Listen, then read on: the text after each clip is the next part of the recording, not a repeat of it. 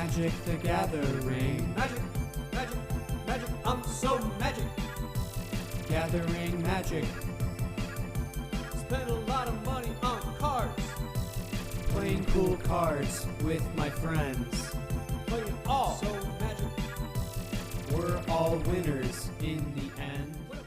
Hello and welcome to Wild Dogs Podcast, a show inspired mostly by our love for the game known as Magic the Gathering, but also inspired by our current love of whatever's happening in our lives this week as we're recording. And I'm your host, Leland. With me here today is our other co-host, Luke. Hello, everyone. And yeah, thanks for stopping by, hanging out with us, and listening to us ramble on about all things Magic. Let's do it. Let's do it. So before we jump into our topic, which is the least popular commanders that we love, let's talk news. Some housekeeping. Some housekeeping, if you will. First, just another quick shout. Thanks for your support on episode 0, our intro episode. Means a lot. Definitely drop us a follow on our socials. Reach out to us on Discord. Feel free to join there, join the conversation there. And yeah, we're excited for 2024. Wild Dogs. Heck yeah. Also, for the record, those of you who listened to episode 0, you're getting in on the ground floor. Okay, you're an OG member. We love you more than everybody else who jumped on the bandwagon on episode 100 or whatever. Yeah, You're a real one if you listen to episode 0 when it came out. Just want to let you know that. yeah. Episode 100. That could be a year, could be 2 years from now. Who knows what our knows? pacing is going to look like. I Maybe think 10. I think ideally we shoot for, a couple a month. We're going to try it every other week. Yeah. But we'll see. We'll see what happens. Maybe we, bump it up. We do weekly. Maybe we bump it down. We do once monthly. But right now we're going to try to shoot for at least 2 a month as we're settling into things here. But yeah, thanks for supporting us. And it's going to be a wild ride with the Wild Dogs. Oh, yeah. Yeah, our plan is that we have no plan. Yeah. Pretty much. But thank you for being here, regardless. Yes. In other news, Luke and I got some new decks, and not just commander decks. We both got 2 lists each, one for Legacy, one for Pauper. Yes. Luke put 8 cast in Legacy together. We got that in paper, and I did Selesnya lands. We tested those bad boys out. So much fun. It's awesome. Guys, if you've never played Legacy, it feels like it's like Magic in its purest form in a weird way. I know maybe like people are cringing at that, but like it's a lot of fun. And it's and like people joke that like Legacy is like, oh, you die on turn 1, like LOLs. But it's like, no, it's really fun. Mm-hmm. I don't know. I was a big fan. I was surprised by how much I liked it. Yeah, and this is my second list. I also have a Reanimator list in paper, and yeah, our buddy Taylor came over. He's our sensei when it comes to Legacy. He walked us through our decks as we were, as we start to learn them, and we got some really fun matches in. It's getting us both really excited to play Legacy out in the wild. Put our skills to the test a little bit. Wait, when you say in the wild, what are we talking about? Mostly just going down to the old Mana Vault. Oh, yeah. what I mean? I forgot about The old LGS and play with some Legacy homies down there. Yeah. So I forgot. For those not in the know, there's like a Legacy community in our area. Yeah. So So soon enough, we'll put our Legacy skills to the test, or lack thereof. But it is really fun, kind of learning a new format. And we also got Pauper decks. So I did Mogwarts, which is a classic Goblin combo deck, red-black combo, where basically the goal is to get a certain pairing of goblins on the battlefield, produce infinite red mana, and kill your opponent with a couple of different ways, a couple of different payoffs to, pump all that red mana into. Yeah. Was this your own creation, or like did you grab it from like an online? No, there are plenty of lists online for this deck, but there have been updates recently with the latest sets. Okay. So this is like a classic deck. This deck has been around for a while, but with cards like Deadly Dispute. I think even probably the most recent card is from Wilds of Eldraine. It's called it's like something Grim Search. Hold on a second. Yeah, Rowan's Grim Search. That looks so cool. Dark And Lord. so this deck really leans into utilizing artifact sacrificing, so like Chromatic Star, Ichor Wellspring, which are artifacts that when they get sacrificed or hit your graveyard, you draw a card. So you play cards like Deadly Dispute and Rowan's Grim Search, which have Bargain, or in Deadly Dispute's case, you have to sack an artifact as well to draw cards. And Rowan's Grim Search is especially good for 2 and a black at instant speed, or it's an instant. It has Bargain, so you can sack an artifact, enchantment, or token to get an additional effect, which is if the spell was Bargain, look at the top 4 cards of your library, then put up to 2 of them back on top of your library in any order, and the rest into your graveyard. Then you draw 2 cards and lose 2 life. Okay. So what this does is we bargain in Ichor Wellspring, which when that sacks, you draw a card right away, and then you get to basically, you dig into your library at least 4 cards deep. If you don't like any of them, you put them all in the bin, and then you draw 2 more cards. So for 3 mana, you basically get to look at 6 cards. So if you're at a point where you can combo off and get the win, and you're just digging for your win con, this allows you to dig 6 cards deep, which is extremely good. And if you bargain, you get the extra. So 6 or 7 cards. It sounds awesome. Is huge. So and Pauper, 6 or 7 cards. 6 or 7 cards for an infinite combo. So and it's goblins. So of course this is the deck I had to put in paper for our Pauper matchups. Dude, that sounds so much fun.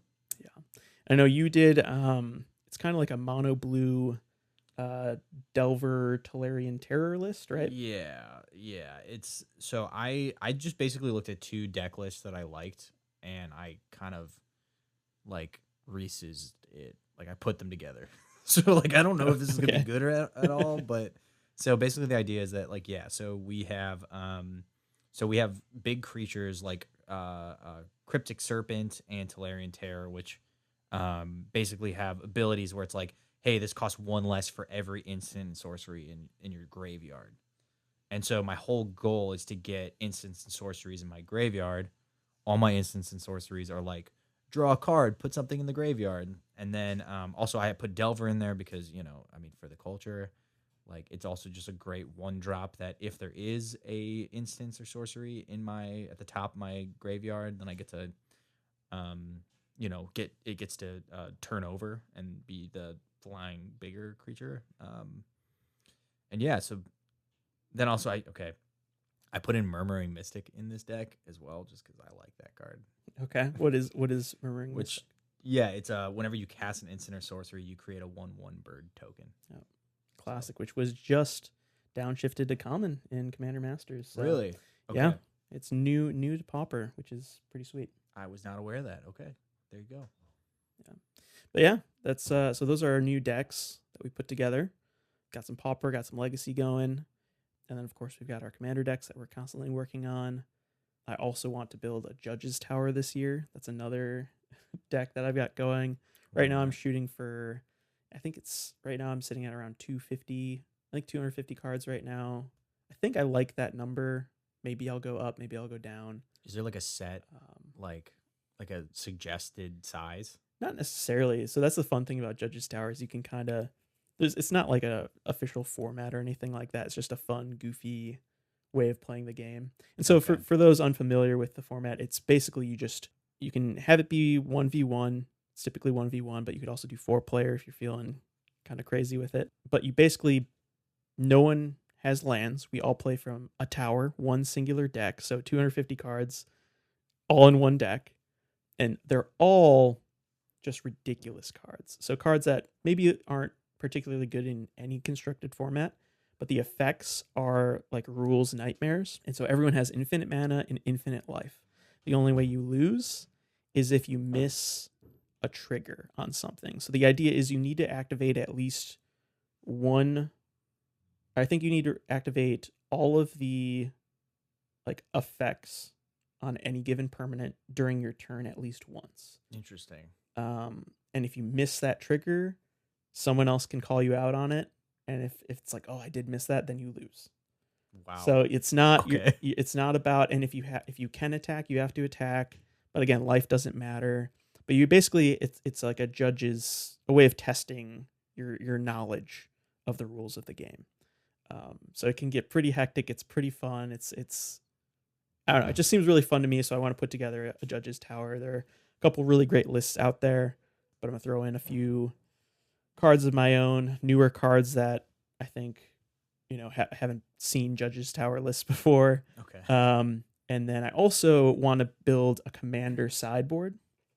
So for 4-player games, rather than it just being 4-player off the same judge's tower, I kind of want to do there'll be a judge's tower, the main deck, and there'll also be a sideboard commander deck. So during each person's turn, you draw a commander and also a card. So each turn you'll have a new legendary creature. Every person will have a new legendary creature to worry about. That's crazy. So I don't know. It seems like kind of a fun addition, and that'll be the 4-player variant. So if we're just playing 1v1, we run the standard 250 list. But if we're running 4-player, it's 250 list plus the sideboard.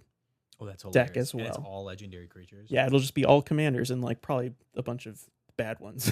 Okay. Yeah. Some bulk. Some bulk bin commanders, and they'll be intentionally selected to have like difficult abilities to track or just add to the headache of the judge's tower format. So that's another project I've kind of got brewing in the background as well. Oh, that's hilarious.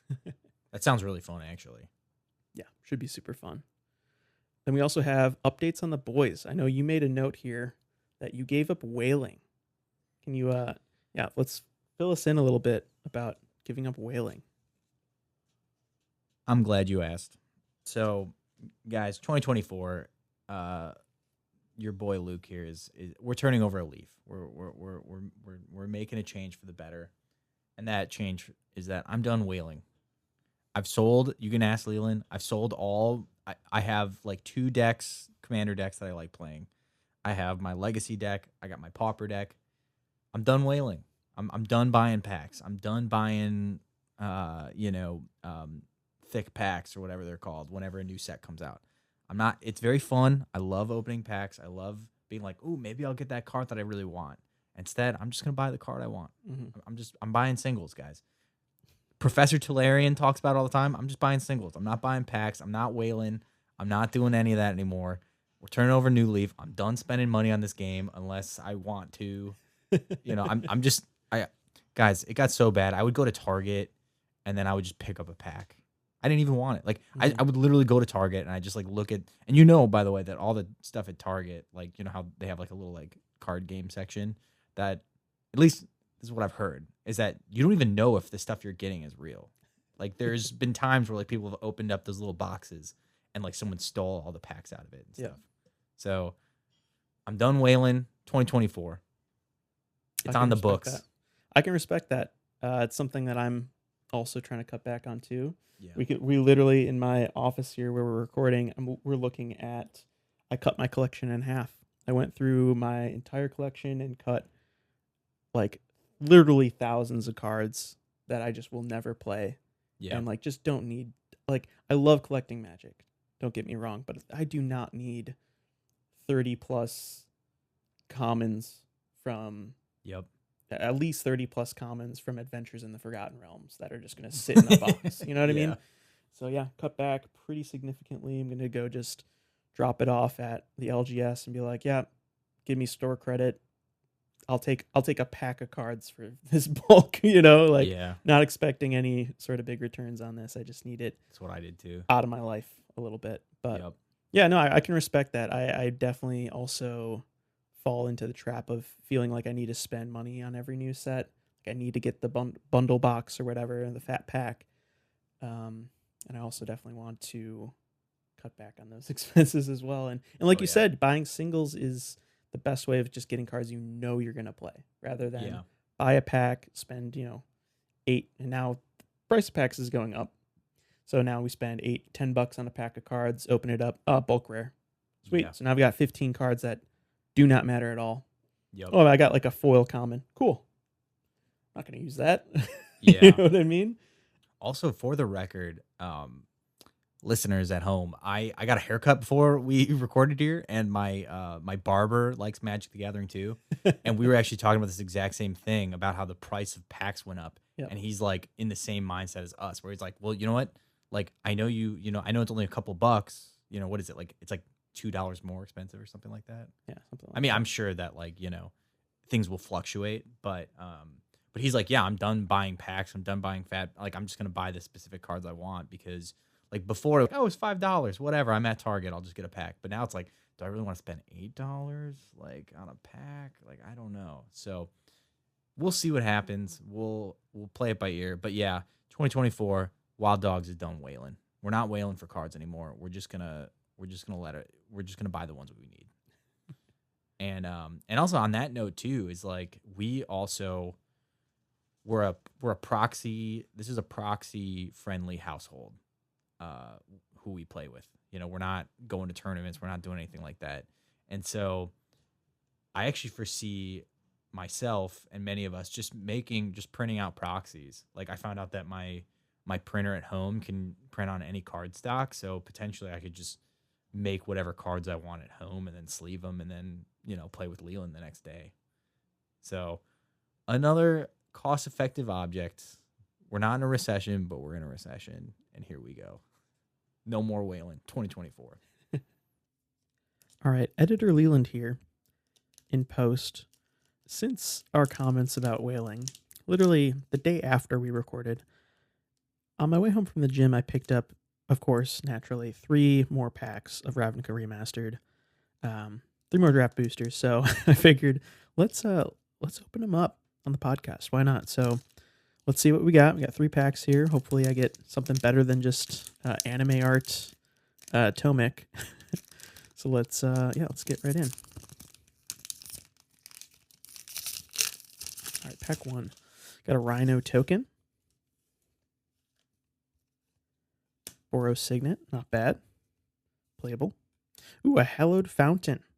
All right, so right away, we've already done much, much better than my first 3 packs. So yeah, we'll take Shocklands all day, every day. Got a Sky Hussar, Utopia Sprawl, another super playable card. A Mayhem Devil, classic PDH commander. And then we'll hit the commons here. I'm just gonna scroll through these quick. We don't need to take a deep dive into the commons really, but okay. Coiling Oracle at the end there. Not too shabby. So pack 1, pretty good. Hallowed Fountain, we'll take that. Pack 2 here. Let's see what happens. All right, so we've got a Saproling token. Sorius Guildgate. And then, we got our first foil. It's a foil Tulsimir Wolfblood. Pretty cool. So 4 green, white, 3/4. Other green creatures you control get +1/+1.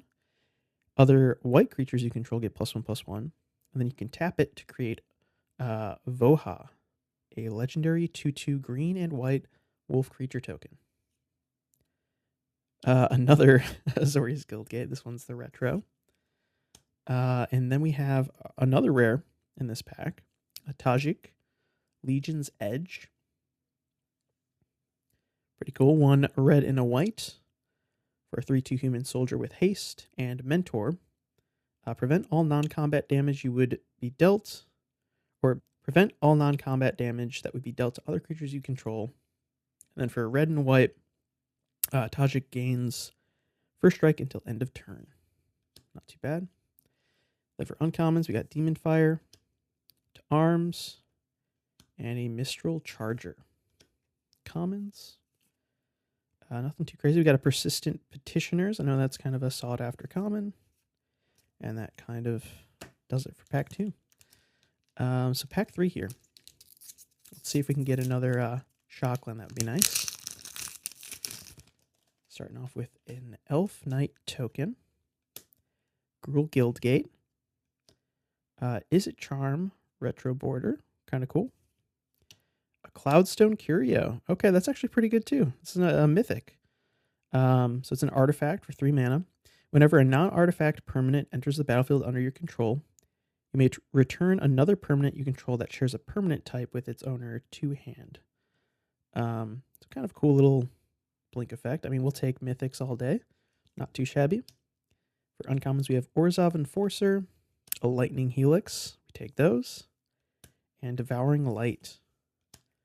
Uncommons, Fist of Ironwood. Not too bad for PDH.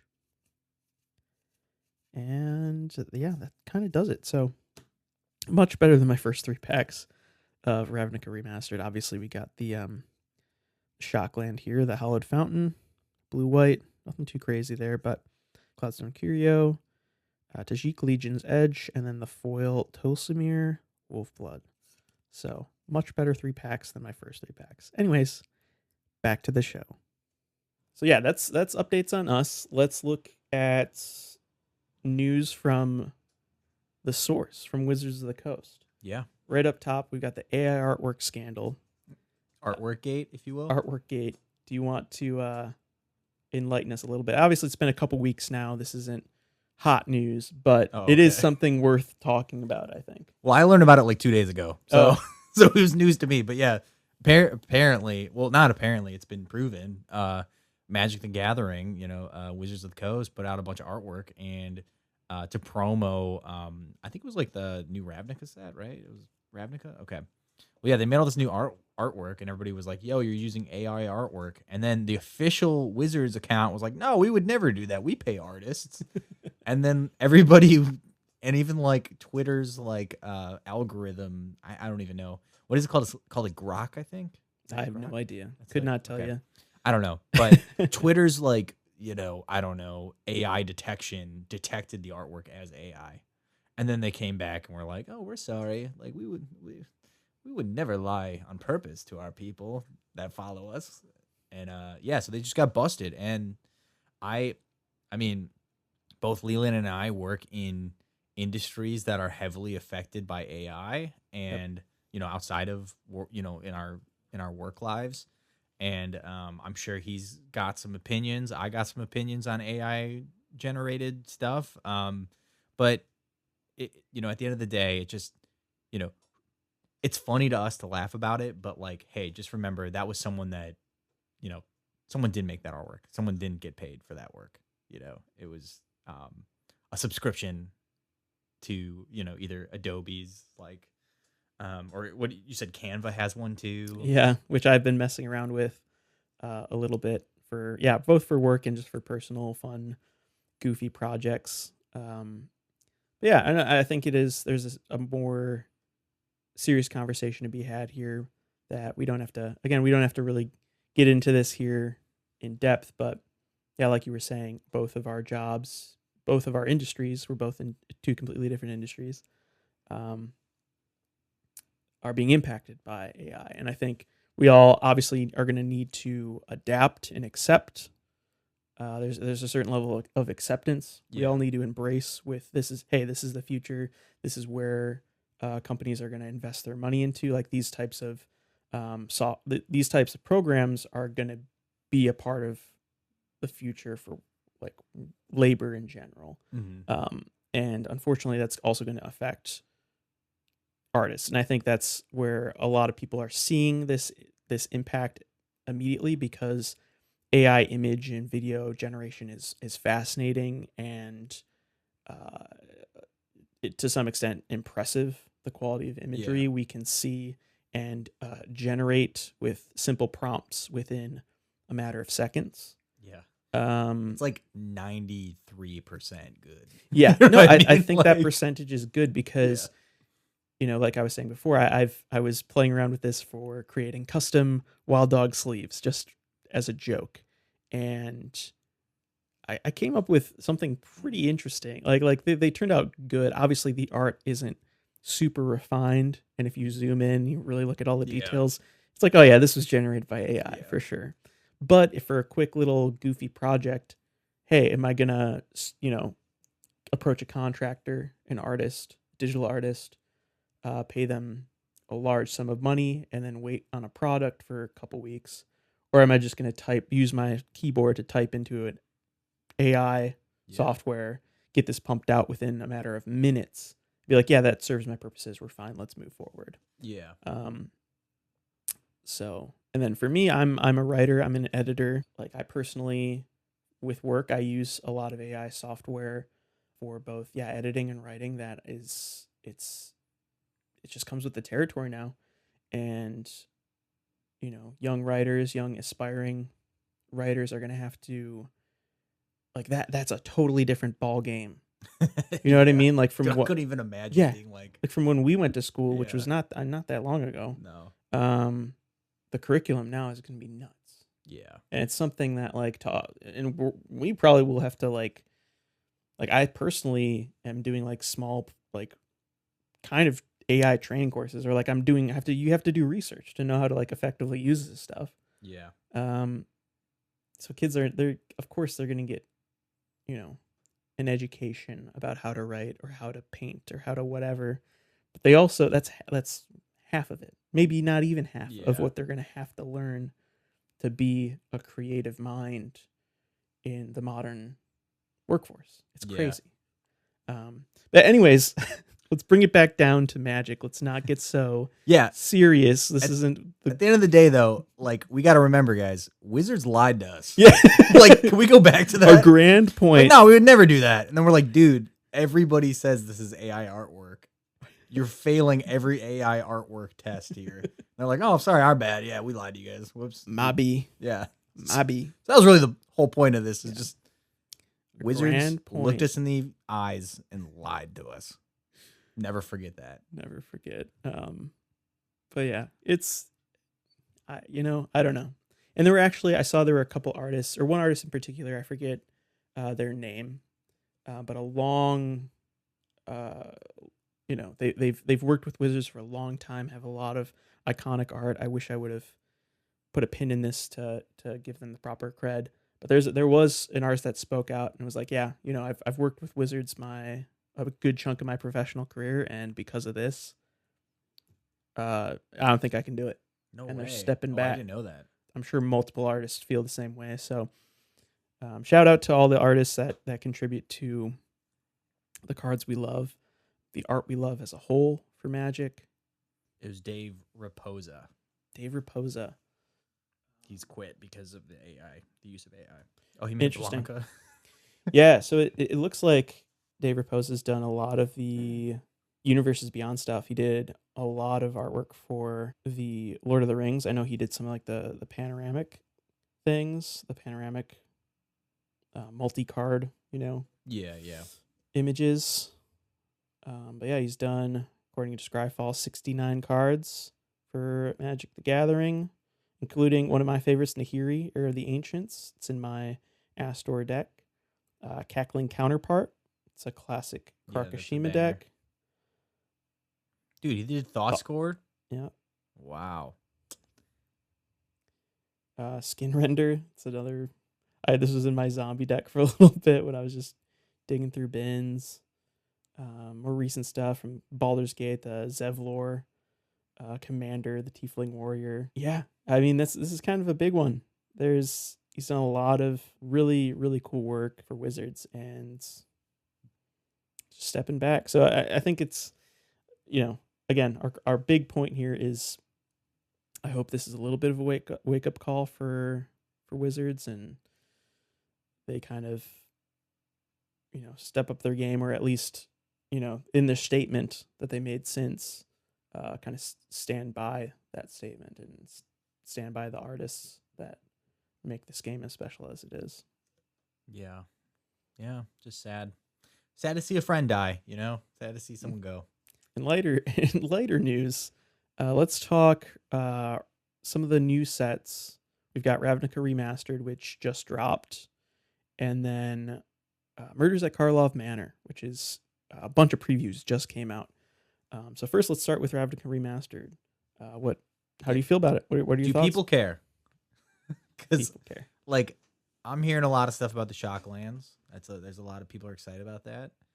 Some people are upset that it's like readily available, and I I've heard people, like 2 people from my work, like they had Shocklands in their first pack that they opened and they were excited. But outside of that, I'm not really seeing a lot of like, I have no like, dog in the race here because I wasn't really excited for this set. I wasn't like unexcited for it either. I was Sure. pretty middle of the road. But I'm not seeing a lot of people. I'm not seeing a lot of excitement like people had for Dominaria Remastered. Yeah, I think I feel the same way. I mean, Okay. obviously having the big money cards in a set be lands is, not it's not the best. Like I love, Yeah. don't get me wrong, I love my fetches, my duels. Shocklands are awesome, and I think it's really cool that they got a reprint. They really needed one. I do think the prices are going to go down tremendously just because there are so many printings. Obviously, some of the more sought after, higher end printings of these cards they're probably going to retain their value to some extent. But like, hopefully we see shocks in that $10 or less ballpark after this, Yeah. which is something they desperately needed. Beyond lands, they're really, like you were saying there really isn't a ton here. Off top, obviously Cyclonic Rift being another big chase card. For me, Guardian yeah, Project that's a is big a one. big one. But yeah, they're just like not a ton here that we haven't The haven't Birds seen of already. Paradise I think of is in the set. So that's, I mean, Yeah. but then again, Birds of Paradise has been printed so many Yeah. times. It's like not. Again, this is a shout out to Marcello Vignali. Episode 0, we went into his whole career with Hotel Transylvania and Yeah, stuff yeah, like yeah. that. Spark Double's cool. But seeing Spark Double go down to like, just a few bucks, that's really cool. Did they reprint Niv Mizzet? Niv Mizzet, yeah, we've got the anime Niv Mizzet, Dude, which is come pretty. on. I think it's pretty sweet. But no, an old border Niv Mizzet, a foil old border Niv Mizzet is probably going to cost just a few bucks. Definitely picking up one of those. Yeah. I think the most exciting thing for me about these remastered sets is the old border printing. I just am such a sucker for the old border. So getting shocks in old border, stuff like Cyclonic Rift. I think that's, for me at least, that's the highlight, is seeing some of these newer cards in the old border treatment. Yeah. No, I agree. That's pretty cool. Yeah. So yeah, I picked up a few draft packs on release. I didn't pull anything at all. Okay. I think I got like the anime Tomic, I think is his name. He's not a high value card at all. He's I think he's like a Stax. Let me see here. I think he's like a Stax D&T. Yeah. So distinguished Tomic, distinguished advocist. I got this one, the anime version. Wow. So for 2 white, so white, you get a 2/3 legendary human advisor with flying. Lands on the battlefield and land cards in graveyards can't be the targets of spells or abilities your opponents control. And your opponents can't play land cards from graveyards. So it's a hate piece. It's what it is. So nothing too exciting. This is a card that, it's funny. I think I've cracked maybe like 2-3 packs of War of the Spark in my life, and I cracked 2 Tomics. Like, so I already They're just giving this guy they're out, just giving this honestly. guy out. So that I mean, that's saying a lot about what I cracked in my 3 Ravnica Remastered draft packs. Is my highlight was this anime Tomic, which I already have That's rough. 2 copies of. But yeah, I mean, to our point earlier, like, I think that's it. Typically, I'd be interested in buying, I think draft boosters of this set, please, people, wait at least 6 to 8 months. It's going to be cut down by at least. Or just don't wail. Guys, we already talked about this. Just get the singles. Yeah, no, but if you're looking to draft this set, do it now because it's hot and that's fun. But if you don't need to draft the set, or you don't need to play limited Ravnica Remastered, we'll just wait half a year. Yeah. These boxes are going to be 120-ish, 120, 140. They're not going to be at the like 200 mark that they're at right now. I think I already saw them dropping down to like 180. Mm-hmm. Just give it a bit, because the same thing happened with Dominaria Remastered. Yeah, because I think those are at like $110 or something like that. If that, I think at release I picked up a box for 108. Yeah, that's awesome. And that set was so much fun to draft too. Yeah, it was fun. We So- did a draft at release, which was sweet. I think the draft environment, or the limited environment for Ravnica Remastered, looks fun, and I'd like to do this draft with our play group, but not for the price point it's at right now. I think we wait on it. If it happens, it happens. If we Yeah, can we'll come back in a year. we'll and come play back in a year, we'll see how much it costs and take it from there. But yeah, that's my take on Ravnica Remastered. Yeah. I think Ravnica. What's funny? Okay, maybe I'm wrong. Like maybe I'm just talking out of my butt here. But like, for me, the setting was always really cool, and like the guilds was cool. But like, I can't tell you like any individual cards from Ravnica sets that like get me excited. Sure. Like Dominaria for sure. There are a lot of Dominaria, but also that's like an OG like plane. But I don't know. Like, but then again, I mean, I play like green and blue, so like there's not really a ton. I don't know. Maybe that's just me personally. I'm sure there's probably gonna be other people in the comments that are like pissed off. They're like, dude, that was my favorite set ever. What are you talking about? Well, Yeah. I think to your point that the tricky thing about Ravnica is there's just so much of it. Like I think I forget how, and again this is before I started playing, but Ravnica's split into like literally like 3 blocks, Yeah. and then yeah, War of the Spark is like there's literally like 10 different sets Mm-hmm. worth of Ravnica. Yeah. And that so this is like the curation. In my mind, this is their approach to a curation of the best cards from Ravnica. And again, I don't really have the knowledge or the history with Ravnica to really speak on that. I do think they did a great job though. Like there are a lot of cards in here that I don't know, I think speak to the quality of Ravnica as a whole. I think they did kind of best of. Like, I do think they did it right. Like you do have your Niv Mizzet. Mayhem Devil is a classic for PDH that I love. They've got staples like Chromatic Lantern. You've got your Pithing Needle, Hellkite Tyrant. I guess Nicol Bolas, that's like the boy, right? Wasn't this like the plane like that he arrived on? Yeah, I don't know. Again, the lore I'm not too sure on, but Okay. yeah, I think they definitely did it right. But yeah, not a set I need to spend a bunch of money on. Yeah. Yeah. I will say though, for the record, like I do like the idea of these remastered sets. Yeah. Like I like this. I like this. I'd even be fine too if like they're, like I'd also be fine as well if they just re-released old sets. I'd be okay with that. Like very old sets. Interesting. Like Lorwyn. You said, you want to buy a box of that. Like what if they just literally reprinted the Lorwyn set? See, the issue I think we run into there is the 30th anniversary conundrum, where they were like, hey, here's alpha beta, but it's $1,000 for like 3 packs. Yeah. I don't want them to like no, pull that not like shenanigans. that, but and I'm not saying like go that far back, but Right, but I'm just saying Wizards, their track record right now is not showing that they're interested in giving players like a classic experience like that. I mean, obviously, we just talked about Ravnica Remastered feeling like a really good curation and a good shout out to kind of this old setting for Magic, but I don't think Wizards would ever really entertain the idea of doing like, with the exception of like Arena, like they do. I think they just did Khans of Tarkir, where they did a big limited online release where you can go and actually experience that draft format.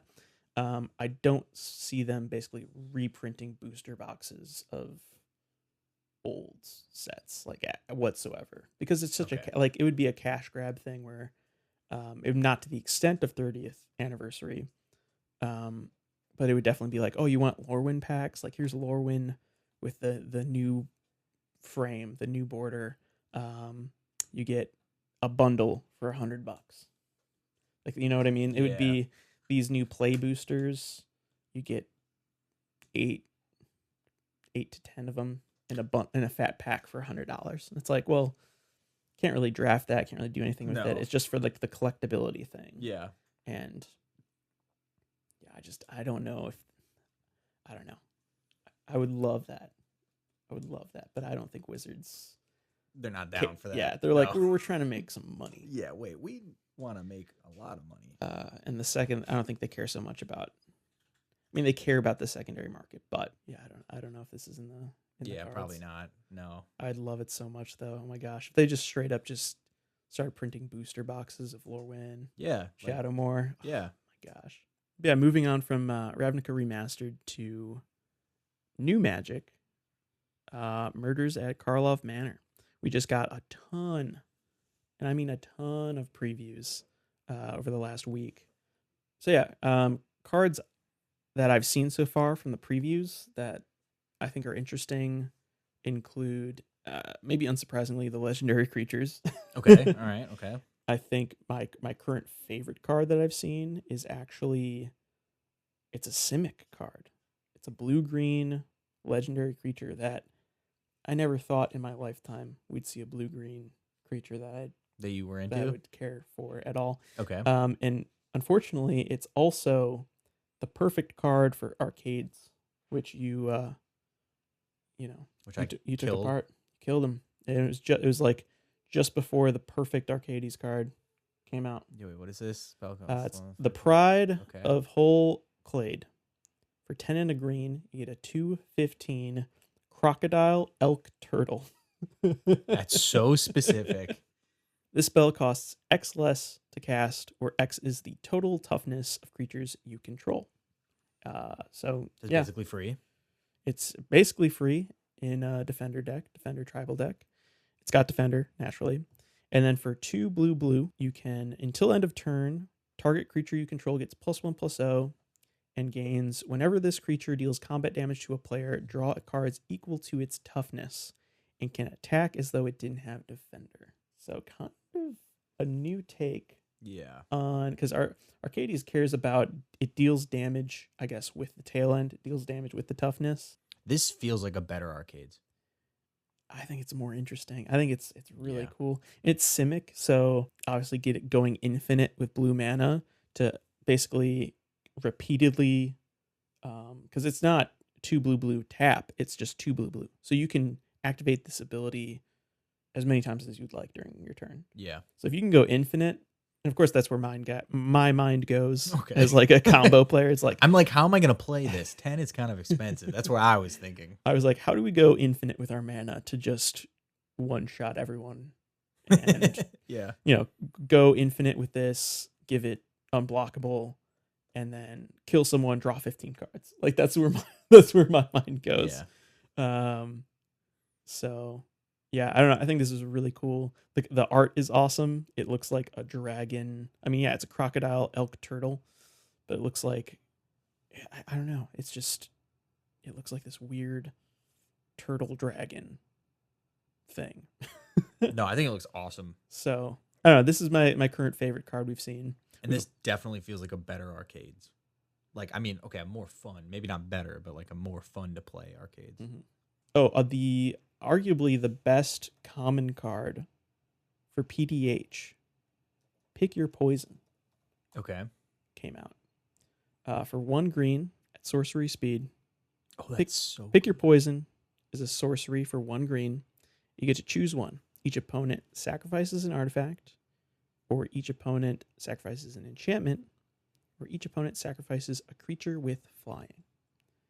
So the amount of like utility you have with this card is kind of crazy. And I think this is, a lot of people like to throw around the term multi-format all-star, but I think this genuinely is playable in, I mean, for 1 mana, it kind of it has the ability to shut down a lot of different archetypes. Yeah. So this sitting in a sideboard of even like a legacy deck, let alone a pauper deck. I put this in like a commander deck. Like, yeah, in the 100.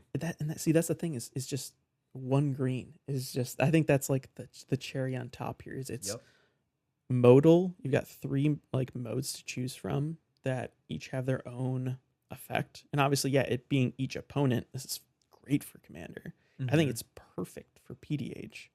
You know, I don't see this like I don't see a future where this isn't considered a green staple Yeah. in PDH. If you got a green deck, this just kind of like goes in that deck. Yeah. So yeah, I don't know. I think this is the best common we've seen in a long time.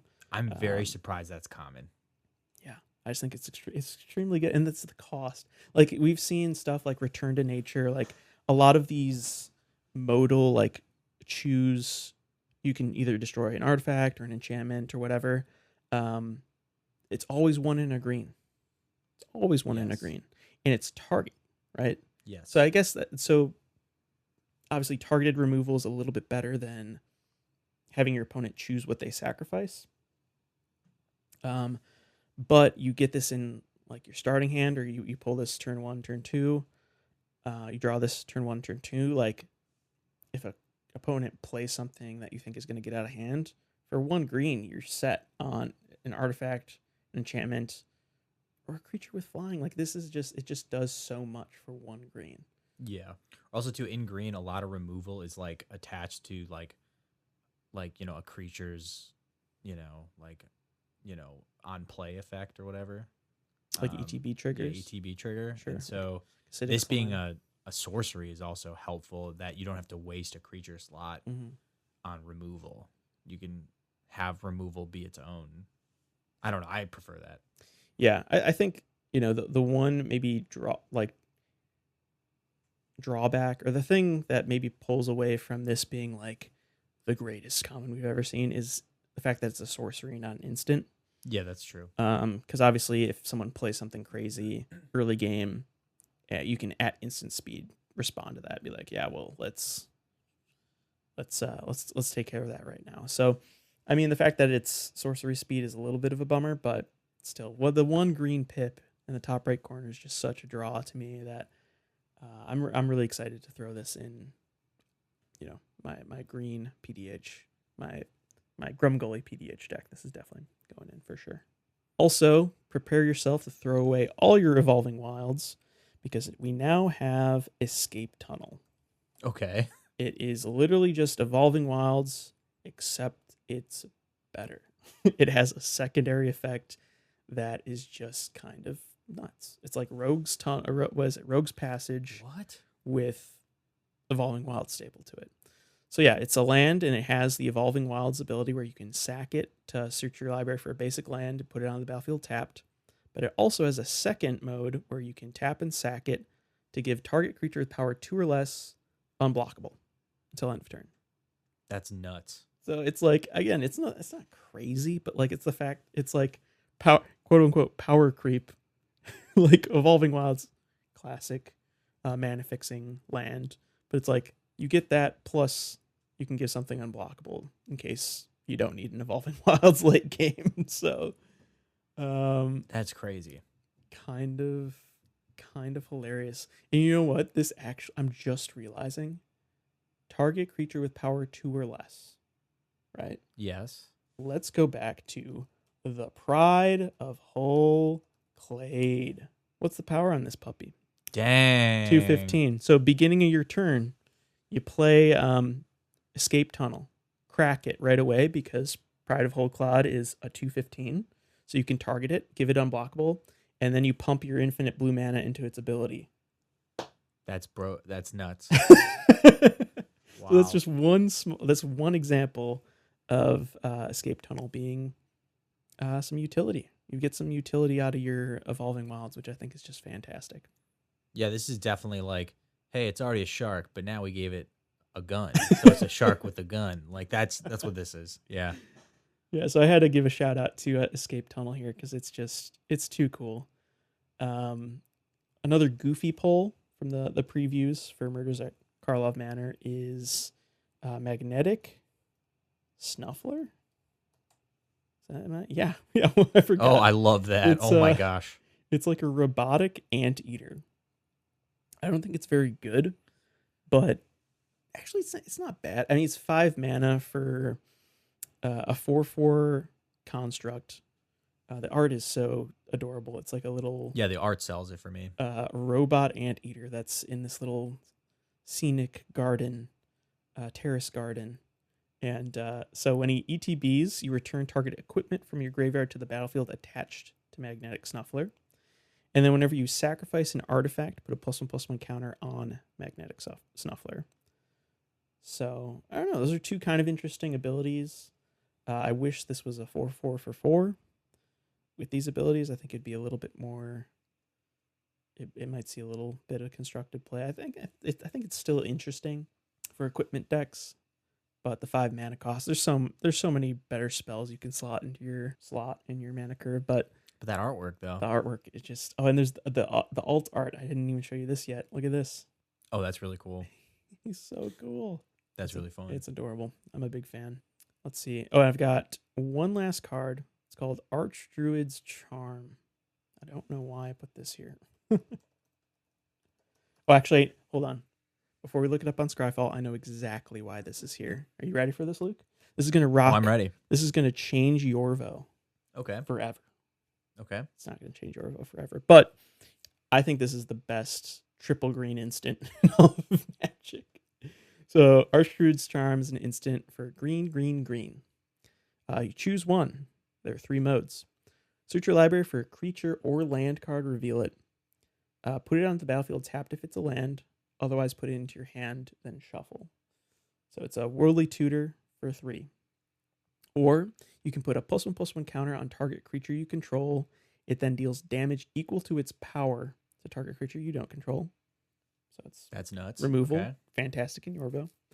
Or you can exile target artifact or enchantment. So some instant speed removal. That's amazing. I think this is another. That's definitely card. going into Yorvo. Yeah, I mean, feels like it was like made for Yorvo a little bit. And the artwork's cool. Yeah. So another tutor, go get your win con, go grab that critter hoof. If you're later in the game and you've got plenty of mana, it's like, 3 green to go get a critter hoof. I'll do that if I do. Yeah, all day, every day. Or you can target Yorvo, put another +1/+1 counter on him, kill another big threat at the table, or exile a problematic artifact or enchantment, like a Rhystic Study or a Smothering Tithe. Yeah, no kidding. Yeah, this card is nuts. Okay, yeah, I'm gonna have to do some more research on this set, but yeah, it seems to be a knockout from what I can see. Yeah, I'm really, really excited. The previews they've shown have got me really amped up, and I think that they're nailing the kind of flavor and the vibe of it being this murder mystery thing. Yeah, and it's not so like you were saying before, it being this kind of like Clue adjacent, like fully encapsulated in this like murder mystery in a house. Yeah, So, the name alludes to it being within Karloff Manor, but they've already shown that there's so much more to like the setting. It's not just a Clue magic set. It's not all within the house, the murder house. There's weird little robotic anteaters out and about, and big elk, turtle, crocodile, stuff like that. So it's getting me more excited than I think I maybe initially was as well. Me too. So should we finally jump to the topic of today's episode? That was a long housekeeping. An hour into our show, we're going to finally get to the main topic, but I think that we had to address a few things. There's been a lot that's happened at the beginning of this year already in the world of Magic and in our personal world. So, but yeah, let's jump right into it. So let's do it. The main topic is about finding. I had this idea of finding some of the least played commanders according to EDHREC, which polls. For those unfamiliar with EDHREC, it's a fantastic site. If you're getting into Commander and you want to start to build decks, it's honestly the go-to for getting information about a particular commander.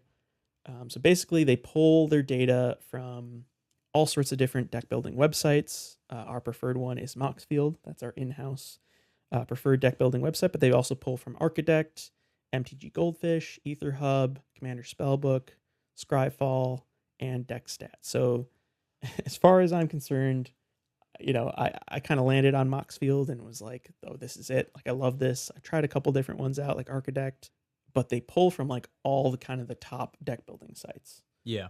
So this is like a pretty comprehensive database of every commander list on the internet, Yes. as far as I'm concerned. Which, by the way, I have no idea how they do that either. Like, Yeah, I mean, you're on the back end of things, so it's interesting that. I don't know how they're able to, but they do it somehow. But yeah, so we wanted to find like commanders with a 0.01% of all decks, according to EDHREC. 0.01% of all deck lists on the internet, meaning incredibly underrated commanders. I think the number equates to at about 360 or less decks of that particular commander online. So, like, for example, to kind of put that in perspective, on EDHREC, you can go and look at the top commanders. So the top commanders from the past 2 years, of course, number one is Atraxa, Praetor's Voice. Currently, as of today, has 30,000 deck lists online. Wow. Which is crazy. Absolutely insane. And that accounts for... Also, it's a $16 card, too, so it's not cheap. No, it is not. Like, in dollars, not just in mana. Yeah, this is a classic commander that we've seen for... I think everyone's either played against Atraxa or seen an Atraxa commander deck. It's synonymous with power, and it's an incredibly popular choice for a commander, and understandably so, because for 4 mana, you get a 4/4 that has flying, vigilance, death touch, lifelink, and you get to proliferate it during your end step. So it like does everything. Like anything you could ever want is in one card. So yeah, of course this is going to be a popular commander, but it is the number one commander with 0.87% of all deck lists online. So more or less, it's not quite 1%, but think of it this way. Basically, almost 1 in 100 commander decks of the, hundreds of thousands of commander decks, 1 in 100 of them are going to be an Atraxa deck.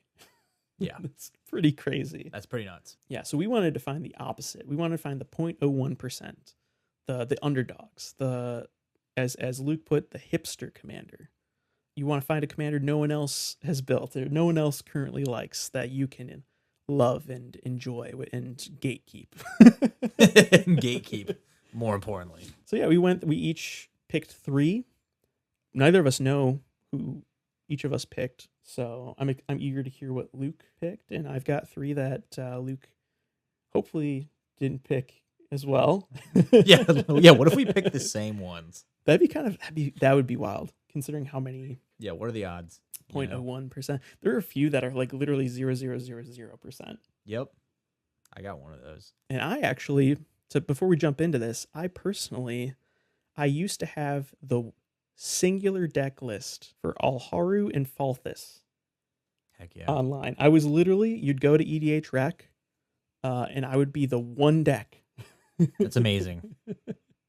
And the reason this came about was because I cracked a whole box of Commander Legends, the original one. And obviously when you crack a box of Commander Legends, you get a bunch of partner cards, partner legendary creatures. So in the limited format, you can very easily kind of pick and choose 2 different colors. Yeah. And build a limited commander deck. And this was meant to be drafted too, right? So yeah. It's like There's giving more options during a draft. Exactly. It's a draft commander set, which is super cool. Really cool concept.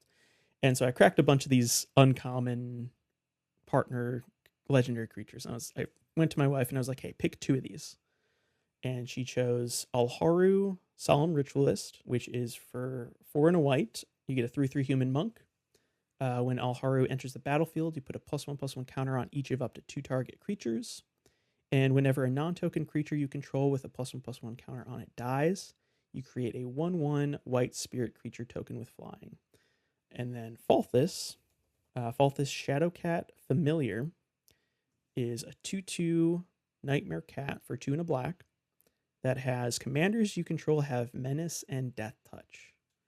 So again, not the most exciting ability. So most of this deck kind of leans into Alharu's abilities with +1/+1 counters and token creation, creating all these spirits. So there's like some proliferate stuff, there's +1/+1 counter stuff. And then Falthus is mostly there just to give black to the color identity. Yeah. I mean, obviously having a couple Death Touchers, like giving Alharu Death Touch is kind of cool for protection, but it's I never really need to cast Falthus in this deck. Yeah, right now there are currently 2 decks. So it's me, and on Mox Field it's Sven Sparks 07. Shout out Sven. We're homies. I liked their deck, they liked my deck. We're now the Alharu Falthus squad. Nice. Us 2. Nice. But yeah, so we got 2 decks, 0.000%. Gotta love it. So, and then yeah, my wife picked these 2 commanders, and we went to the LGS and kind of dug through the bulk bins. She picked out cards she liked the art of. She doesn't play Magic really, but she likes the art, so she picked out a bunch of cards she liked and thought looked cool. And then I kind of curated the list. I picked the ones that made sense to put in Alharu and Falthus, and yeah, we narrowed it down to 100 card singleton list, and my Alharu Falthus Wifey Orzhov deck, as I like to call it, Oh yeah. was born. So I was kind of I came up with this idea because I was I got a notification, or I think I was like looking at Alharu and Falthus on EDHREC, and I was like, oh, there's another deck now. I looked it up and I was like, oh, I'm not the only one with this deck. And so I was like, oh yeah, this would be an interesting topic for the podcast to go find some underrated, or at least the least popular commanders that we should show a little bit of love. Yeah. So I think we're gonna go back and forth. I'll jump right in with my first pick here. Let's hear it. And we have Halfdane, which is from Legends. Okay. I'm actually gonna pull this up on Scryfall. I have it. I have all the info for my deck lists in this list. All right, so Halfdane, as I mentioned, was printed originally in Legends, which is the set that introduced legendary creatures and kind of brought this whole EDH idea to life. It gave us a lot of these OG commanders, which turns out not very good. Yeah. A lot of them are like Very bad. 7 mana for like a 2/6 with no other abilities. But Halfdane is actually kind of interesting. Currently, there are only 73 Halfdane lists, equating to 0.002% of all decks online. That's wild. So Halfdane is for 1 black, blue, and white. It's an Esper commander, which is kind of cool. I love that this has 3 colors because it gives you a bit more range to work with. Although, when you see what this commander does, you really only need blue Gotcha. for this deck. So for 1 white, blue, and black, you get a legendary shapeshifter. At the beginning of your upkeep, you can change Halfdane's base power and toughness to the power and toughness of a target creature other than Halfdane until your next upkeep. And it's a 3/3. So its power toughness is 3/3 when it enters the battlefield. So when you cast it, it's a 3/3. But then during your next upkeep, you can be like, hey, your Yorvo, My Yorvo, yeah. your big 23/23 over there. Yeah, I'm just gonna have Halfdane become that. Yeah. So my idea for this deck is it's gonna be kind of Esper control and clones. So you're gonna take all the blue clone cards. We're gonna really lean into that ability and nab all of your opponent's cool stuff on board. Yeah. Copy enchantment, the whole 9 yards, not just creatures, but we're just gonna copy everything on board. Yeah. With good old Halfdane. So I think it's not the strongest ability. There are definitely better like clone copy decks out there, but I think this is just a really kind of fun, fun approach to a deck that probably doesn't get the love that it deserves. Yeah. Also, it is a legend. It is an OG legendary. So it's like, I know a lot of people will like, as like a feather in their cap, will like build one of the original legendary creatures. Mm-hmm. So this could be yours. Yeah. Like, I mean, just last night we played a couple games of Commander, and I brought out my Feldergriff group hug deck. Yeah. And that's Feldergriff has a special place in my heart. And yeah, another Legends OG that I think obviously has a bit more. There are definitely a ton of Feldergriff decks online, but that's the Legends commander that I have in paper and will always have in paper, Yeah. But yeah, maybe Halfdane will join the ranks. Yeah, exactly. I like it. I yeah. like it. Thanks, man. What's your first So commander? my first one is Mojin of Towering Might. And Back to his roots. So his abilities state that so he's pretty big. He's a 8-drop, and he's 3 greens and 5 colorless. And it says Mojin of Towering Might enters the battlefield with an indestructible counter on it if you cast it from your hand. Remove an indestructible counter from it, and you can distribute 8 +1/+1 counters among any number of target creatures you control. They gain trample until end of turn. So okay, very very big. So okay, let's. Oh yeah, just some pros. The metal, or the artwork's very metal. It is. The artwork is awesome. People look this up at home. Also, great color. It's green. I like that it comes in and it's indestructible. And yeah, I think this is just a really, really cool card. Lots of spice, lots of Riz. But yeah, cons for it is that, yeah, it's super expensive. And here's another funny thing too. Check out the card Arwen Mortal Queen. It's a new card that came from the Lord of the Rings, from the Lord of the Rings set, and it's the same, but it costs 3. So it costs 1 to use the ability, but it's basically the same. And instead of trample, it's lifelink. Right. But That's really interesting. But it's the same. So I don't know what was going on there. I don't know why Arwen got, the price reduction and he cost so much. But yeah, no, I mean, okay, so he's expensive, yes. But when you're playing mono green, there's a lot of ramp. There's a lot of ways to get big creatures out in mono green. So that's not the biggest, 8's a lot, but it's not impossible. And then kind of the way I would play this is that I would play him as kind of like a blink. I'd blink him in and out. When I say blink, it's, it's green. So it's not traditional blink, but it's like I would play him, distribute, remove the indestructible counter, distribute, the 8 +1/+1 counters, and then just return him back to hand with, quote unquote green blink, which is things like there are many creatures that say return a creature you own back to your hand. Sure. So I would just continually do that. So I'd give all my creatures, I beef up all my creatures, give them trample, swing out, and then bring them back to hand at the end. So that's how I would play him. So again, expensive, but not impossible. Not impossible. Yeah, the 8 mana price tag is a little steep, and I don't know if you knew this, but this is part of a Myojin. There's like a whole series of these Myojin for each color, and this is like kind of the revival in the Neon Dynasty Kamigawa set. This is in the Commander that we got 1 of each color. And also, for the record, there are only 19 decks of this, and it is 0.001%. So it's I'd say that classifies as a hipster commander. Oh, 100%.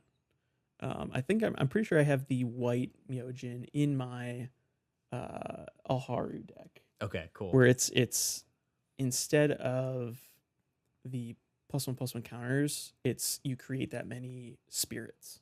Yeah. For each permanent you control. So it comes in with the indestructible counter, but when you remove it, you create that many spirit tokens. Yeah.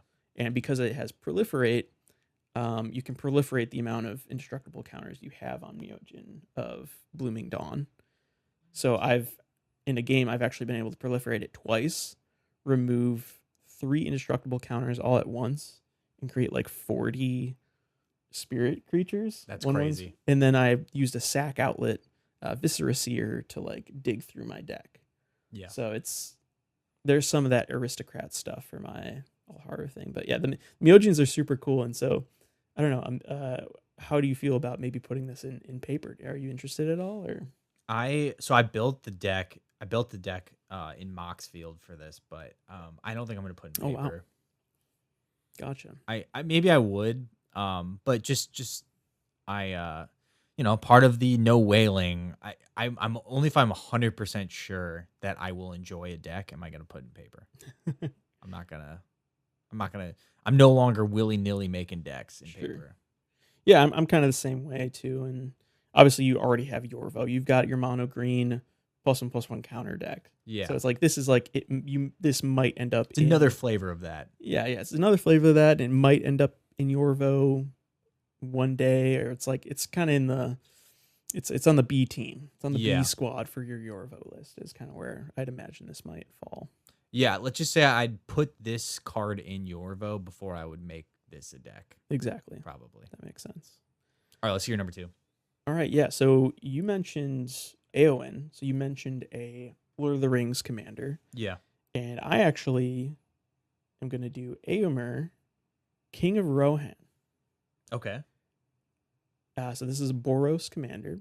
For 3 red and white, you get a 2/2 human noble. So for 5 mana, you get a 2/2 with double strike. But Okay. this one gets really interesting. So Éomer has 241 deck lists, so 0.007% of all lists. And I think that's in part due to it being new. So obviously a lot of these newer commanders aren't going to be as many lists online. So I can foresee Éomer gaining more lists over time because I think his mechanic is so fun. So you get, like I was saying, you get a 2/2 human noble with double strike. Éomer enters the battlefield with a +1/+1 counter on it for each other human you control. And also when he enters the battlefield, target player becomes the monarch, and Éomer deals damage equal to its power to any target. So this has this one card has 3 ETB triggers, which that alone is super fascinating to me. Yeah. But it's the fact that it enters the battlefield with a +1/+1 counter for each other human you control. So you obviously want to go super, super wide on human creature tokens and creatures in general. So this is like a human tribal, human typal deck. So you want them to ETB like as buff as possible, basically. Yeah. But when he ETBs, you also deal damage equal to his power to any target. And it's Éomer deals damage. So that's commander damage. Oh. So my goal with Éomer is we go as wide as possible. Yeah. He ETBs, let's say there's 11, 12 humans. That's not, unreasonable to get there. So that's 12 damage from him that you can just put into the face of, like, your opponent. Yeah. 12 commander damage, boom. See you later. Then you cast an Ephemerate for 1 white mana. You blink him. He ETBs again. Another 12 damage, boom. 1 shot. 1 shot with Éomer. That's messed So up. this is going to be... And this I might genuinely put in paper. I think it's so fascinating. Okay. Boros, obviously not strong, but this is kind of a gimmicky commander anyways. But I think there's a lot of potential here. We got a ton of human support through Lord of the Rings. I think red, white, obviously that's Boros is a great kind of human tribal color combo to be in. And I just think it's so funny to blink this Lord of the Rings King of Rohan to one-shot opponents in Commander. That's nuts. Like, it's just so strange. That's crazy. And I think I want to try to put this in paper because it's so weird. Yeah, why not? And really, really fun. Also, I feel like a lot of the support cards for this, like, this would actually probably be a pretty budget deck. Like, totally. I don't, you know what I mean? Like, you just want to put a bunch of human soldiers out there. Yep. Yeah, it's going to be a lot of populate triggers, a lot of just create as many human tokens as possible. So there is also a lot of human synergy if you want to go that route too, to like make more tokens to increase the width of your board. So yeah, I'm down. That sounds fun. Yeah, I know. Sounds cool. I was looking at the underrated, least popular Boros commanders, and this one just stood out to me. And I'm like, this feels like it could be something kind of fun. So who knows? I'll keep you guys posted if Éomer ever hits the table. But this is definitely a really, really interesting commander that is more than deserving of having more than 0.007% of all decks. Oh, 100%. Who's up next for you, Luke? So my second one is Saramaro First to Dream. It is first. It's another 6-drop. It's 2 blue and 4 colorless, and it's a flying creature that says its power and toughness are equal to the number of cards in your hand. And then for 4 mana, you can return a land you control to its owner's hand and draw a card. But I mean, we're not using that ability. Like that's a very specific, expensive ability. But yeah, so here are kind of the pros for it. That artwork is absolutely awesome. Extremely good. And this is, from Saviors of Kamigawa too. So anything Kamigawa block, the art's going to be fire. Yeah. And it's like, if like for those who are like listening, like he's got like a bowl with like water pouring out of it, and then behind him is like a waterfall with like buildings on top of it. It's just really cool. It's the artwork I was just blown away by. Also, 2, it's mono blue, which I love. Also, 2, it's a flying creature, which is like kind of an underrated commander situation. Okay, cons for it, it's expensive. It's a 6-drop again. Yeah. That's and also it's blue, so it's like you're gonna have a tougher time ramping Sure. in blue than you would in green. Also, 2, the land removal thing is kind of weird. You can bring it back to your hand and draw a card. That's kind of specific. Mm-hmm. But no, just the fact that you have a flying commander that its toughness and power are equal to the number of cards in your hand in blue, I think is really good. And so, in blue, there are so many different ways to draw cards and, have a crazy, insane hand. And then also there's so many blue, like you have no maximum hand limit cards, like Thought Vessel or Reliquate Tower.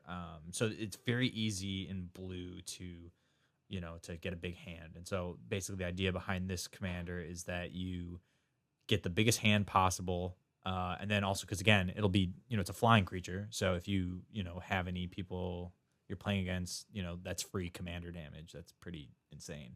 Yeah, I dig it. I think this would be a really interesting commander to build. Obviously, having the sub theme of just card draw, and builds other win cons around having wheel effects. Like there are other like drawing cards and building Soromaru's power. Obviously huge, and it would be super fun to swing out and kill someone with commander damage. But yeah, mono blue draw is a common enough archetype that you could build a functional deck around this for sure. Yeah. So that was and I'm actually currently building a I don't know if I'm gonna ever put it in paper, but I am building a like card draw, I guess quasi group hug deck, and I came across this creature during the search, and I was like, oh man, I kind of want to make that the commander. But well, it's kind of like how you do with your mono blue artifact deck. You've got like 4 or 5 different commanders in there that you can kind of interchange. So I can see this being in your Kami deck, because you're gonna be drawing a ton of cards anyways. So even if this is just in the 99, like that's super cool, and you can swap them back and forth. That's kind of the idea. So yeah, that was a little, I saw this and I was like, oh man, I kind of want to make this. So yeah, what's your final one? All right, final one, name alone, super awesome. His name is Orcus, Prince of Undeath. Oh my gosh. Wait, isn't that the guy from Elden Ring that you fight who rides a horse? Radadon, right? Radon. It does. Honestly, this would be a good, this is kind of Radon-esque. And honestly, his abilities feel kind of like Radon. Obviously, he's got flying, which isn't Radon, but hey, come on. He jumps into the sky and then comes back down. That's kind of flying. Well, that's what I'm thinking. So, like, he's got an ETB effect, and one of it is it deals a bunch of damage to something. So it's kind of like Radon coming in, crashing down. Yeah. But yeah, so Orcus, Prince of Undeath, has currently 239 decks, so another 0.007%er. A classic. It is a legendary demon for X, 2 black, red. One of the strangest, mana costs for a commander. But I love very specific. Love commanders with X in the mana cost because it's just so unique in having something that ETBs and immediately has a modal effect impacted by the amount of mana you pump into it is just really interesting to me. Okay. So yeah, for X2 black and red, you get a 5/3 flying trample demon. And when Orcus enters the battlefield, you choose one. Either each other creature gets -X until end of turn, and you lose X life, or return up to X target creature cards with total mana value X or less from the graveyard to the battlefield, and they gain haste until end of turn. Okay. Both of those That's effects so are good, dude. so cool, and opens Orcus up to a whole lot of different ways you could go into this, right? Yeah. Like I could see this just being kind of a burn deck. You losing life. There's effects in Rakdos and black and red where that care about the amount of life you've lost each turn. So this just casting this, losing a bunch of life, wiping the board otherwise, and also being able to play off of that life loss is really, really cool. Yeah. And then the second effect is just so sick. If you can like somehow create a ton of mana, lean into the self mill, put a bunch of cool stuff into your graveyard, or even just like looting with red, looting effects, mill effects, filling your graveyard with a ton of cool stuff. And then late game casting Orcus and just gaining all that stuff. They all gain haste. Yeah. Just so cool. Obviously the cost, I think X and 4 is kind of expensive, right? Yeah. But I think there are ways of kind of getting around that. And yeah, in Commander, there are so many ways to get extra mana. Like I'm not like I'm honestly, especially too, as like an ETB effect like this, mm-hmm. Yeah, I'm not concerned that you'll be able to play him. Yeah, I can see him being an interesting mid game like board wipe / life loss effect. Yeah, to allow you to go into like big cast other big bombs for free off of Rowan or something like that, or just straight up late game and to late game be like, yeah, I'm bringing in Orcus and also his Army of the Dead from my graveyard type thing. So again, another really, really cool one. I might build this I'll at least build this on Moxfield. I think of the 3 I brought, Halfdane, Eomer, and Orcus, I think Eomer is probably the one I would actually put in paper. I think is really interesting. Yeah. But Orcus feels kind of special too. I gotta think on Orcus a little bit more than I do Eomer. Eomer kind of builds himself a little bit. Yeah. But I'd like to. I kind of want to meditate on Orcus. And give it a little thought. Give it a little thought because sleep on it. Sleep on it. I think there might be an interesting win con here with Orcus, and at the very least, like you said, he's the Radon of Magic the Gathering. So I'm all about that action. Yeah. Let's go. All right, let's cap her off here, Luke. Who's your number 3? All right, I got an honorable mention, and then I got my final one. Okay. So my honorable mention, it has 5 decks, and it literally has 0.000%. Okay. And it's a new commander. It's Clara Oswald from the set, the Doctor Who set.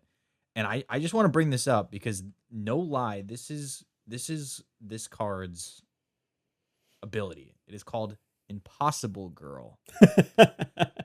Which states that she can basically be any color you want. But I just want to bring this up. There's a commander. They are printing a card whose ability is called Impossible Girl, and I hate that. I just like that. I read that and I was just I don't know. Jenna Coleman, the actress, super cute. I'm a big fan of that. But outside of that, Impossible Girl. Come on, you're killing me. Magic. Wizards? What are you doing? I don't like it. Okay, all right. My actual last one is called Cloudhoof Kieran, which is a cost for 2 blue and 3 colorless. It's a flying creature that says whenever you play a spirit or arcane spell, you may put the top X cards of a target player's library in his or her graveyard, where X is this spell's converted mana cost. So, okay, again, crazy art.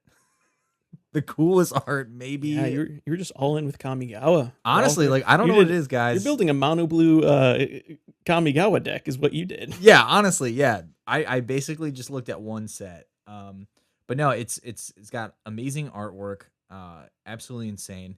And basically what came about was that I was curious because Bruvok is reprinted in Ravnica Remastered. And so I've been kind of just messing around with, is mill possible in Commander? And this card came up because it basically says that when it's basically a way to mill out opponents. And this is a deck I would never build in paper because in my opinion, I don't think mill is very fun to do to your friends. But between this card, between Bruvok and other artifacts and other creatures, especially in blue, you can also like kind of mill out people too with card draw. That's another thing as well. You can just make your friends continually draw cards, and then they have to, unless they have a no maximum hand size artifact or enchantment or something, like you can basically mill people out. And so yeah, this is a pseudo milling commander that looks really cool, and also it's got flying, so you can kind of jump over. You can even use it to attack. And also there are many spirits in blue, so it synergizes very well. So yeah, that's my last one. What do you got? Yeah, this is interesting. Cloudhoof Kieran. Yeah, the art, like you said, is super cool. And yeah, spirit tribal mill deck, kind of unique. Yeah, makes sense why there's only 76 of these decks for sure. But yeah, it would definitely be a unique build. Like I can't imagine too many other people approaching this and being like, yeah, let's do it. Let's just go all in. Let's build a mill deck with Cloudhoof Kieran. Yeah, because it's there's also in blue, there's a lot of ways to get off, like there are a lot of sorceries and instances that are like 5 5 drop, and you can kind of get those out in blue in without paying the full 5. So you could even I was even thinking about ways of being able to play big spells and then making your opponents with Bruvok out double. So let's say you drop you play a 5 mana sorcery, Bruvok makes them mill 10, and that's a 10th of your deck. So I don't know. I just thought it was a very weird way to go about milling, and I was kind of curious with Bruvok's arrival in Ravnica of how to actually potentially do that. So that was my final one. Cool. Yeah, that's interesting. I think a lot of people lean into self mill. Obviously, the Thassa's Oracle combo being huge, but yeah, I don't know. This is milling out your opponents, like you said, maybe not the most fun. Yeah, but also I'd never do this. Yeah, it's also dangerous too, because the graveyard matters decks are gonna love this and kill you with it if you aren't careful. Yeah. So yeah, I don't know. It's a thought experiment. Nothing in paper, but yeah. I just love that you chose not just 3 Kamigawa block commanders, but they're all mono blue, which is that's the wave you're riding right now. That you're on. Well, hey, I had a green one. I had a mono green, my first one. Oh, that's true. Not all 3 of them were blue, but yeah, you've got your mono colored, your 2 favorite colors, mono green and mono blue. I love that those were represented here. Yep. In true Luke fashion. So heck yeah. But yeah, those are our picks. I think of the 3 I chose, I would pick Eomer if I had to build one. If you had to build one, which of those 3 would you pick? I would probably the Suramaro First to Dream would definitely be the one I would make in paper. Cool. Yeah, I mean it makes sense. You're already building the Kami of the Crescent Moon. They're interchangeable. You've already basically got that deck down anyways. So Suramaro might as well just make an appearance and maybe take the helm every once in a while. That's exactly what's going to happen. Yeah, exactly. Sweet. Well, I'm excited to see it. Man. Yeah, likewise. But yeah, those are our, we picked 3 each. Those are our least favorite, our most beloved underrated commanders. Yep. Please let us know. Reach out to us. Who would you pick? Go in. This has been such a fun thought experiment, like you said. Just go in, find some like underrated, underloved commanders, and just think about them. Also, for the record, too, all of those cards that we pointed out were all like 25 cents. Yeah. You know, Yeah, so it's right. like very, very doable, you know, very, very obtainable. Yeah. With the exception of Half Dane, I think he's like a $40 card. Oh, really? Okay. Just because he's from Legends. Like it's one of those just rarity things, scarcity rarity things that, you know, if you got reprinted today, he would definitely be like a 10-cent card. Oh, yeah. Dollar card. But yeah. So I think we're going to wrap up here. Let's do our tradition of a Scryfall random spirit creature of the week. Okay. How do you feel? Let's do it. Let's let it rock. All right, let's got Scryfall random at the ready, and let's see what we come up with. And it's a creature, right? Yeah. Yep, whatever the first creature, and we each get one free mulligan. That is one free mulligan. An important rule to point out. We each get one free mulligan. Okay. So I've got mine. Who are you at the ready here? Let's do it. Wait, let's do this. I'm getting a Scryfall now. You go ahead first. Okay. And now I don't know. Upon first look, I don't know if I'm gonna mulligan this yet, but let's just jump right into it. So my Scryfall random spirit creature of the week is Nakadal Hunt Pride. Okay. Which for 5 and a white, you get a 5/4 cat warrior with vigilance. And it's got 2 activated abilities. For 1 red and tap, target creature can't block this turn. Or for 1 green and tap, target creature blocks this turn if able. And it has the flavor text, we must hunt and kill the dragon before it can return to raise our ancient city. And the art is super cool. It's got this kind of like band of, you know, these badass Nakadal warriors perched on some rocks with a dragon in the background that they're gonna hunt down. Very stoic. Yeah, very, very stoic, this just feels very just like Skyrim high fantasy type vibes that Khajiit. Yep, Khajiit type stuff. Originally printed in Conflux at Uncommon. So I would not be surprised if there are a couple PDH lists of Nakadal because it's Naya. It's white, red, and green. Yeah. So you could do like a Naya good pile type thing and just have this 5/4 vigilance is not bad. And then if you got some other big beasties, you can cause your opponents to have to block with their creatures, some of your bigger creatures, your bigger threats, or also force some of your stuff through by causing their creatures to be unable to block this turn. Yeah, no, I don't think that's bad at all. I think I bet there are some PDH lists for this card. So yeah, I think I'm gonna ride with this one. I'm not gonna take my mulligan this week. I think I'm gonna Nakadal Hunt Pride is gonna be my spirit animal, my spirit creature. So yeah, right. I like it. How about you? I got a good one here that I'm also gonna keep. Giant Oyster.